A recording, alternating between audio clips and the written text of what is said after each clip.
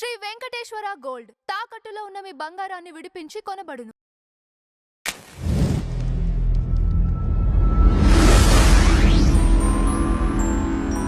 Ma'am, Ambati Rambabu గారు కాపులం కదులుతున్నాం, కలుస్తున్నాం, కథం తొక్కుతున్నాం కూటమి వైపు అని ట్వీట్ చేయడం జరిగింది. ఓకే, ఈ టైంలోనే ఆంధ్రప్రదేశ్లో ఉన్న కాపుల్ని ఈ వైసీపీ నేతలు ఎందుకు రెచ్చగొడుతున్నారు? ఒకటి. ఇంకోటి ఏంటంటే మ్యామ్, వైసీపీ ప్రభుత్వ హయాంలో కాపులకి ఏమైనా చేసింది ఆ ప్రభుత్వం?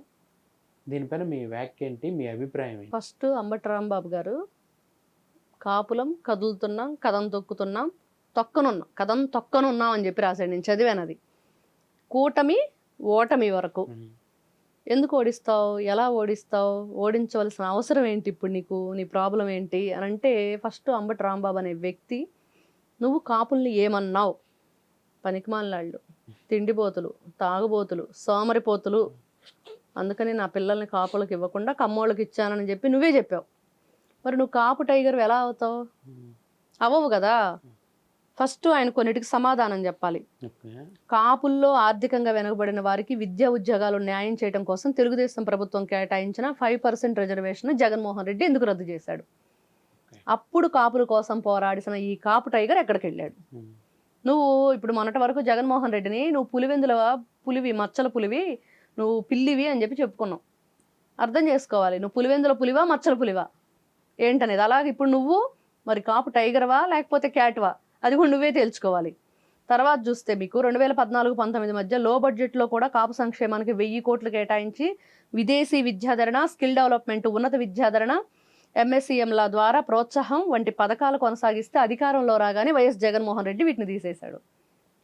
అప్పుడు ఈ టైగర్, కాపు టైగర్ అని చెప్పుకుంటున్న ఈ అంబటి రాంబాబు ఎక్కడికి వెళ్ళాడో చెప్పాలి, ఏం చేస్తున్నాడో చెప్పాలి. అప్పుడు కాపుల మీద ప్రేమ లేదా అది కూడా ఒప్పుకోవాలి, లేకపోతే ఇప్పుడు పుట్టుకొచ్చిందా అదైనా ఒప్పుకోవాలి. ఏదో ఒకటి సమాధానం చెప్తే మనం చెప్పొచ్చు. కాపు యువత స్వయం ఉపాధి రుణాల కోసం, జాబ్ మేళాలు, వృత్తిరీత్యా కోర్సుల కోసం తెలుగుదేశం ప్రభుత్వం ప్రాధాన్యం ఇస్తే వీటన్నింటినీ రద్దు చేసిన ఘనత మళ్ళీ వీళ్ళదే. వీటికి కూడా సమాధానం చెప్పాల్సిన బాధ్యత మరి ఈ రోజు ఈ కాపు టైగర్కే ఉంది. మరి నా కాపులను నేనేదో రక్షించుకుంటున్నానని చెప్తున్నావు కదా, మరి ఇవన్నీ జరిగినప్పుడు ఈ కాపు టైగర్ ఎక్కడికి వెళ్ళాడు? ఒక పేరుని నానినా లేకపోతే ఒక అంబటి రాంబాబా? ఇంక మాట్లాడే వాళ్ళందరూ కూడా కాపు విద్యార్థులకు విదేశీ విద్యను మేము అందిస్తే మీరు దూరం చేసింది వాస్తవం కాదా జగన్ అని చెప్పి ఈ రోజున వాళ్ళు అడుగుతున్నారు. మరి చెప్తాడా సమాధానం? ఈ రోజున ఒప్పుకోవాలి కొన్ని విషయాలు. ఈ రోజున తెలుగుదేశం పార్టీ హయాంలో 45,000 కాపు యువతకు మంజూరు చేసిన స్వయం ఉపాధి రుణాలు జగన్మోహన్ రెడ్డి రద్దు చేశాడు. నీకు యువత మీద ప్రేమ ఉందా? నువ్వు యువకుల్ని ప్రేమిస్తావా? వాళ్ళని ఏదో పోషిస్తానని చెప్పేసి నువ్వు ఈ రోజున రకరకాలుగా ఈ కుల గజ్జి అని కొట్టుకుంటున్న వీళ్ళని ఏం చేయాలి? అదేవిధంగా ఇలాంటివి చెప్పుకుంటూ వెళితే దాదాపుగా అధికారంలోకి వచ్చాక సుమారు 750 పైగా నామినేటెడ్ పదవులు సొంత సామాజిక వర్గాన్ని కట్టబెట్టిన మీరు కాపు సామాజిక వర్గానికి ఎన్ని పదవులు ఇచ్చాడు? అది కూడా చెప్పాలిగా. రెడ్లు ఎంతమంది ఉన్నారు అనేది జగన్మోహన్ రెడ్డి ఒకసారి లెక్కేసుకోవాలి. బ్రిటిష్ కాలం బలిజ సామాజిక వర్గానికి చెందిన రాజంపేట పార్లమెంట్ నియోజకవర్గం మీ సొంత సామాజిక వర్గానికి చెందిన వ్యక్తికి కేటాయించడం కాపు సామాజిక వర్గాన్ని ఉద్ధరించడం. మరి ఇవన్నీ ఈ రోజున ప్రతి ఒక్కటి ఈ రోజున అంబటి రాంబాబు ఏదో పదాలు బాగున్నాయి కదా, స్క్రిప్ట్ పంపించారు కదా, మనం వేసేద్దాంలే, ఎక్స్లో పోస్ట్ పెట్టేద్దాంలే, జగన్మోహన్ రెడ్డి సంతోషపడతాడు, రేపు నాకేదో ఒక పదవిని కట్టబెడతాడని చెప్పేసి జగన్మోహన్ రెడ్డి గురించి నువ్వు ఆలోచించి నువ్వేదో భక్తి చాటుకోవటాలని చూస్తే ఈ రోజున నిన్ను చాకరేవ పెట్టి అందరం ఉతుకుతాం. ఇది వీటన్నిటికీ సమాధానం చెప్పాలి మరి. ఎందుకంటే ఈయన ఎన్నిసార్లు ఎన్ని రకాలుగా పబ్లిక్గా నువ్వు ఒక ఇంటర్వ్యూలో చెప్పాడు వేస్ట్ అని చెప్పేసి. కాపు సామాజిక వర్గంలో పుట్టిన అంబటి రాంబాబు కాపు సామాజిక వర్గీయుల్ని వేస్ట్ అని చెప్పాడు. వాళ్ళు సోమరిపోతులు అని చెప్పి తిట్టాడు. మరి అలాంటి వ్యక్తి వీటన్నిటికీ ఎక్కడికి వెళ్ళాడు? ఇవన్నీ జరుగుతున్నప్పుడు, ఇవన్నీ జరిగినప్పుడు ఇప్పుడు కాపులైన ఇప్పుడు బోండా ఉమా ఇంకొకరు ఆ రోజును చూస్తే తురకా కిషోర్ ఏం చేశాడు అక్కడ? ఎందుకండి గోదావరి జిల్లాలో కాపుల మీద మరి ఆ రోజున దాష్టికం జరుగుతుంటే ఏం చేశాడు? ఒకటా రెండా చెప్పుకుంటూ వెళ్తే తురకా కిషోర్కి మరి వెంటనే చైర్మన్ పదవి లేదా? కార్పొరేషన్లు చైర్మన్లు చేయటం, లేకపోతే ఇంకో చైర్మన్లు చేయటం, నీ ఇష్టం వచ్చినట్లుగా నువ్వు ఎవరు బూతులు తిడితే, ఎవరు వాళ్ళ మీద అత్యాయత్నానికి పాల్పడితే, ఎవరైతే వాళ్ళు రౌడీయిజంగా ప్రవర్తిస్తారో వాళ్ళకు నువ్వు ఇష్టానుసారంగా వాళ్ళకి సత్కారాలు, సన్మానాలు, ఈ విధమైన ఏదైతే ఇవన్నీ కూడా చేశాడు. అవన్నీ తెలిసిన విషయమే కదా. మనకి కాపు సంక్షేమానికి ఇచ్చింది 354 కోట్లు అయితే 4700 కోట్లు అని చెప్పి ఆ రోజున జగన్మోహన్ రెడ్డి మరి అందరికీ కూడా తన సెల్ఫ్ డబ్బా కొట్టుకున్నాడు. మరి నిజంగా నువ్వు అంత చేస్తే ఎలా చేసావనేది ఈ రోజున వాళ్ళు అడిగితే మరి చేసింది ఎంత, చేయాల్సింది ఇంత కాదు, మేము తప్పు చెప్పామంటే మిగతాదంతా నువ్వు తిన్నావా? ఎవరి నిధుల్ని ఎట్లా ఆయన దాదాపుగా కాపు కార్పొరేషన్ 5 ఏళ్లలో 10,000 కోట్ల నిధులు ఇస్తానని ఒక్క రూపాయి అయినా ఇచ్చాడా జగన్మోహన్ రెడ్డి? మరి అప్పుడు ఎక్కడికి వెళ్ళాడండి అంబటి రాంబాబు? చెప్పమనండి. 1 కాదు 2 కాదు, ఈ విధంగా చెప్పుకుంటూ వెళ్తే వాళ్ళు చేసిన కాపులకి వాళ్ళు ఎంత అన్యాయం చేశాడు, ఈ రోజున న్యాయం కావాలని వాళ్ళ తరపున ఎలా అడుగుతాడు? అది అడిగేది. కాపులు గౌరవించే వంగవీటి రంగాకుమారుడు భార్య నీ పార్టీలో చేసిన అవమానాలు, హేళనలు కాపులు ఎవ్వరూ మర్చిపోలేదు. వంగవీటి రంగాని పాముతో పోల్చిన గౌతమ్ రెడ్డి అంటే మళ్ళీ ఇప్పుడు వచ్చేసి తగుదనమ్మా అని చెప్పేసి ఇదిగో మేమేదో చేస్తున్నాం, వంగవీటి రంగా గారి మరణాన్ని తీసుకురావటం, అది ఎలా జరిగిందనేది మళ్ళీ క్వశ్చన్స్ రైజ్ చేయటం, మళ్ళీ సామాజిక వర్గాల మీద చిచ్చు పెట్టే ప్రయత్నం చేయటం. మరి ఈ రోజున అంబటి రాంబాబు ఎన్ని జరుగుతుంటే కాపు సామాజిక వర్గానికి వైఎస్ఆర్సీపీ పార్టీ అధికారంలో ఉన్నప్పుడు అన్యాయం జరుగుతుంటే నువ్వెందుకు మాట్లాడలేదు? నువ్వెందుకు ఆ రోజున నీ కాపు సామాజిక వర్గాన్ని టైగర్ అని చెప్పి నీకు ఈ రోజున జగన్మోహన్ రెడ్డి నామకరణం చేశాడని చెప్పేసి ఏదో కొత్త బిచ్చిగాడు పొద్దురగినట్టుగా కొత్త పేరు ఏదో పెట్టాడు, మనం కూడా పులిలా గాండ్రిద్దామంటే ఎట్లా అయింది? నువ్వు పులివి కాదు, గుర్తుపెట్టుకోవాలి. ఇట్లా చెప్పుకుంటూ వెళితే వీళ్ళు ఎన్నో రకాలుగా ఈ రోజున అక్కడ ఒక ట్రైన్ తగలబెట్టిన దాంట్లో పద్మనాభ రెడ్డిగా ఆయన పేరు మార్చుకున్నాడు. ఆయన ఎవరు? కాపు సామాజిక వర్గానికి చెందిన పద్మనాభం. మరి ఆ రెడ్డి పేరు మార్చుకున్నప్పుడు మరి నువ్వెందుకు చెప్పలేకపోయావు? అరే మనందరం కాపులం, మనందరం కలిసికట్టుగా కథం దొక్కాలి, మరి ముందుకు అడుగులేయాలి, అందరం కదులుదామని చెప్పేసి ఆ రోజు నువ్వెందుకు మాట్లాడలేదు? మరి ఆ రోజు నువ్వెందుకు ఆయనకు అండగా నిలబడలేదు? మరి పద్మనాభ రెడ్డికి ఎందుకు పేరు మార్చుకున్నాడు? ట్రైన్లు తగలబెడతారు, యువతకి ఉద్యోగాలు ఇవ్వరు, వాళ్ళ జీవితాలను సర్వనాశనం చేశారు, వాళ్ళకి వచ్చిన బడ్జెట్లు కేటాయింపు వాళ్ళకి ఇవ్వరు, ఇన్ని రకాలుగా అన్యాయం చేసిందే కాక ఈ రోజున కొత్తగా వీళ్ళకి ఒక ప్రేమ పుట్టుకొచ్చిందని చెప్పి నాటకాలు వేస్తున్నారు. చూడండి ఎంత దారుణమైన విషయం. సొసైటీలో ఈ కులగజ్జితో కొట్టుకునే వాళ్ళు ఎంతమంది ఉన్నారు? ఏంటి ప్రాబ్లం అంటే ఈ కులగజ్జి అన్నవాడికి లజ్జ ఉండదు అని పెద్దవాళ్ళు చెబుతారు. అదే జరుగుతుందా ఇప్పుడు? ఏ విధంగా చూడాలి? వీళ్ళంతా సంఘ విద్రోహ శక్తులు, 100% సంఘ విద్రోహ శక్తులు. ఇట్లాంటి వాళ్ళ మీద యాక్షన్ తీసుకోవాలి. మళ్ళీ ఇలాగా కులాలను రెచ్చగొడుతూ మరి కుల కుంపట్లు పెట్టాలని చెప్పి చూస్తూ కులాల ముసుగులో ఇలాంటివన్నీ కూడా పోస్టులు పెట్టడం కానివ్వండి, నినాదాలు చేయటం కానివ్వండి, లేకపోతే మీటింగులు పెట్టడం కానీ చేస్తే మాత్రం ఒప్పుకోకూడదు. పవన్ కళ్యాణ్ గారు ఎంత గట్టిగా వార్నింగ్ ఇచ్చారు. ఇప్పుడు ఆయన ఒకటే చెప్పారు, నాకు కులాన్ని అంటగట్టొద్దు అని. ఈ రోజున కులం చూసి ఓటేస్తారా?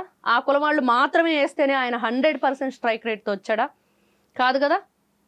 అన్ని కులాలు ఇక్కడ భారతదేశం అంటేనే మనం చూస్తాం ఎన్ని రకాల మతాలు కులాలు సమ్మిళితము. అంత గొప్ప భారతదేశంలో మనం పుట్టి తెలుగు వాళ్ళం అని చెప్పుకుంటూ గౌరవంగా తెలుగువాడి ఆత్మగౌరవాన్ని అన్న నందమూరి తారక రామారావు గారు ఎలా నిలబెట్టారు. ఆ రోజున ఇదిగో నువ్వు ఈ కులమాడివి, నువ్వు ఈ కులమాడివి అని చెప్పి ఎవరు అనుకోలేదు కదా. అందరూ కలిసి ఉంటే కలదు సుఖం, ఐకమత్యమే మహాబలం. కాబట్టి ఇలాంటివన్నీ గుర్తు చేసుకుంటూ మన రాష్ట్రాన్ని మనం కాపాడుకోవాలి, మన యువతని మనం బాగు చేసుకోవాలి, మన యువతని చెడ్డద్రోవ పట్టకుండా ఎలా మనం ఈ రోజున కంట్రోల్ చేసుకోవాలనేది మర్చిపోయి ఇంకా ఇలాంటి వెర్రి పోకడబోతున్న ఇట్లాంటి వాళ్ళనందరినీ కూడా మరి వీళ్ళు సంఘ విద్రోహ శక్తులుగా ఏంటండి? మీరు రాజకీయాల్లో పనికొస్తారా? మీరు రాజకీయ నాయకులు ఎలా అవుతారు? ప్రజాప్రతినిధులుగా పనికొస్తారా? మీరు ప్రజాప్రతినిధులు ఎలా అవుతారు చెప్పమనండి. కాబట్టి అంబటి రాంబాబు లాంటి వ్యక్తులకి మరి ఎలాంటి స్ట్రాంగ్ వార్నింగ్ ఇవ్వాలి అంటే అరెస్ట్ చేయాలి ఖచ్చితంగా. ఎందుకు అరెస్ట్ చేయట్లేదు ఇట్లాంటి వ్యక్తుల్ని? కులాల కుంపట్లు పెట్టే వ్యక్తుల్ని ఎందుకు వదిలిపెట్టాలి? కాబట్టి వైఎస్ జగన్మోహన్ రెడ్డి ఎన్నో రకాలుగా మరి ఏదైతే ఈ నాటకాలు ఆడుతూ కులాల పేరుతోటి ఇలాగ చేస్తున్నాడో ఇవన్నీ కూడా ఎంత వాళ్ళు ఇప్పుడు నిద్రపోయేవాడిని లేపచ్చు, నటించేవాడిని ఇప్పుడు అదే పరిస్థితిలో ఉంది వీళ్ళ పరిస్థితి. నటిస్తున్నారు అన్నీ కూడా. కాబట్టి యువత కూడా ఈ రోజున చాలా చైతన్యవంతంగా ఉంది, తెలుసుకుంటున్నారు. అందుకని ఇప్పుడు వరకు ఎటువంటి అల్లర్లు జరగల. ఎన్ని రకాలు చేశారో చూసాం కదా మనం. ఈ రోజున ఒక ఎమ్మెల్సీ అనంతబాబు కాపు సామాజిక వర్గానికి చెందిన వ్యక్తి ఒక డ్రైవర్ని చంపి డోర్ డెలివరీ ఇస్తే ఏంటండి ఆ రోజున పరిస్థితి? అంటే కాపు చేశాడని చెప్పేసి వదిలేస్తారా? ఈ రోజున శిక్ష రేపో మాపో శిక్ష పడబోతుంది, అరెస్ట్ చేశారు. అంటే ఎటు తీసుకువెళ్తున్నాడు జగన్మోహన్ రెడ్డి? అంటే ఎవరినైనా సరే ఈ రోజున నువ్వు నీ పార్టీలో ఉన్న వ్యక్తుల్ని నీకెంత పర్సెంటేజ్ ఇస్తున్నారు వాళ్ళు దోచుకున్న దాంట్లో, నీ వాటా నీకు వస్తుందా లేదా, నీ డబ్బులని నువ్వు దాచుకున్నావా లేదా, నేను జాగ్రత్తగా ఎక్కడో చోట సేఫ్గా పెట్టుకున్నానా లేదా, నేను సైడ్ ఉన్నానా కాదా, వాళ్ళందరూ ఏమైపోయినా నాకు పర్వాలేదు అన్నట్లుగా ఈ రోజున కనిపిస్తుంది. గతంలో ఆయనతో పాటు మంత్రులుగా, ఎమ్మెల్యేలుగా, సలహాదారులుగా చేసిన వ్యక్తులందరూ కూడా ఈ రోజున 7 ఉచ్చలు లెక్క పెట్టడం పరిస్థితి.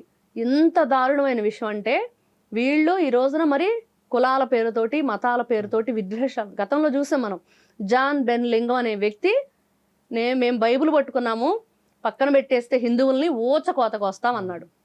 ఎందుకు వదిలేశారండి అట్లాంటి వ్యక్తిని? ఏదో పిలిచారు రాజమండ్రి స్టేషన్కి, అరే ఎందుకు మాట్లాడావంటే అదేదో ఆవేశంలో మాట్లాడని పంపించేశారు. అది కాదు కదా, అది పద్ధతి కాదు కదా. రెచ్చగొట్టే ధోరణి, భయభ్రాంతులకు గురి చేయటం సొసైటీలో ఇలాగా. ఇప్పుడు ఎవరైతే ఇప్పుడు ఈ కాపు సామాజిక వర్గాన్ని ఎవరిని టార్గెట్ చేశారు? సాయికృష్ణ విషయానికి వచ్చేటప్పటికే కదా. మరి సాయికృష్ణ ఒక సోషల్ ఎలిమెంట్గా తయారవడానికి కారణం ఎవరు? వైఎస్ఆర్సీపీ పార్టీ కదా, వాళ్ళ గంజాయి బ్యాచ్ కదా. జగన్మోహన్ రెడ్డి యువతను ఎలా ఉపయోగించుకుంటున్నాడో మరి దానివల్ల కదా వీళ్ళు తయారైంది. 25 సంవత్సరాల వయసులో 23 కేసులు ఉన్న వ్యక్తి నవీన్ రెడ్డిని ఎంత కిరాతకంగా బీరుబాటులతో కొట్టి చంపాడు. పోక్సో కేసు నమోదైంది, మైనర్ బాలిక మీద అత్యాచారానికి పాల్పడ్డాడు. వంటి నిండా టాటూస్, తను గంజాయి సేవిస్తూ మరి బ్యాక్గ్రౌండ్ మ్యూజిక్ తోటి ఎలాగా యువతను చెడుదారి పట్టించే విధంగా ఆ వీడియోస్ అప్లోడ్ చేయటం. ఇన్ని ఉన్న వ్యక్తి ఎందుకు ఒక నేరస్తుడే, వాడి కులం ఏంటి అది మర్చిపోతే ఎట్లాగా? సంజనా సుకన్య చెప్పలేదు అంబటి రాంబాబుకి, అరే బాబు నువ్వు సైలెంట్గా ఉండు, ఎందుకు మనకి అనవసరంగా, మనకి డయాఫ్రమ్ వాళ్ళకే అర్థం తెలియదు, అదేంటో తెలియదు, అసలు పోలవరం అంటేనే మనకు అర్థం కాదు, పట్టిసీమ అంటే అసలు తెలియదు, కానీ నీటిపారుదల శాఖ మంత్రిగా చేశాడు మహానుభావుడు. ఇది వీళ్ళ విషయం. మొన్న అమరావతి మహిళలు వెళ్ళి చెప్పులతో, చాటలతో, చీపురులతోటి సన్మానం చేసి వచ్చారు అంబటి రాంబాబుకి. అయినా కూడా అతనికి బుద్ధి రాలేదు, బుద్ధి గడ్డి తింటూనే ఉండిద్ది. మరి ఎప్పుడు ఎలాగ మారతారో తెలియదు. కానీ వీళ్ళకి ఖచ్చితంగా ఇట్లాంటి వ్యక్తులు సంఘ విద్రోహ శక్తులు, ఇట్లాంటి వాళ్ళని వదిలిపెట్టకూడదు. ఖచ్చితంగా వీళ్ళని సుమోటోగా పరిగణలో తీసుకోవాలి, అరెస్ట్ చేయాలి. ఇట్లాంటి పనులు చేయకుండా ఉండేటట్లుగా వాళ్ళ చేత ఒక లెటర్ రాయించుకొని పోలీస్ స్టేషన్లో బయటకు వదిలిపెట్టాలి.